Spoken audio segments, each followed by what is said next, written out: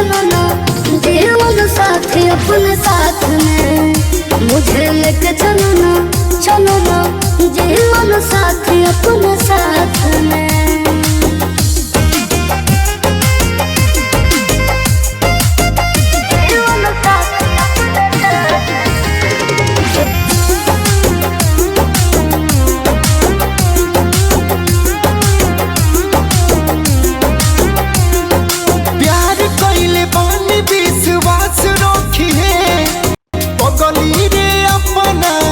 पगला पर तो रही ख्याल रहे दिलवा में हरदम, सुतल रही चाहे जगला पर। खुद के जिंदा जला दे बुझे मिलबो न तू, हमारा जिंदगी में फूल बन के खिलबो न तू।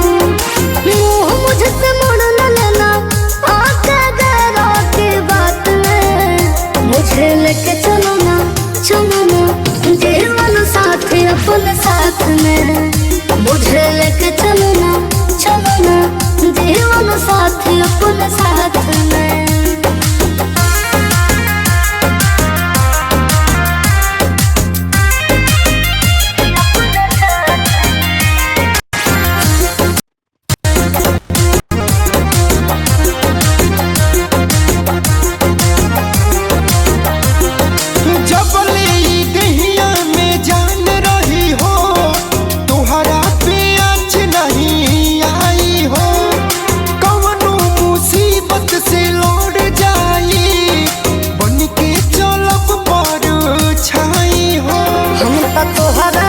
छोड़ देल बानी परिवार, हमरा सोझा खड़ा बा दुनिया बन के दिया।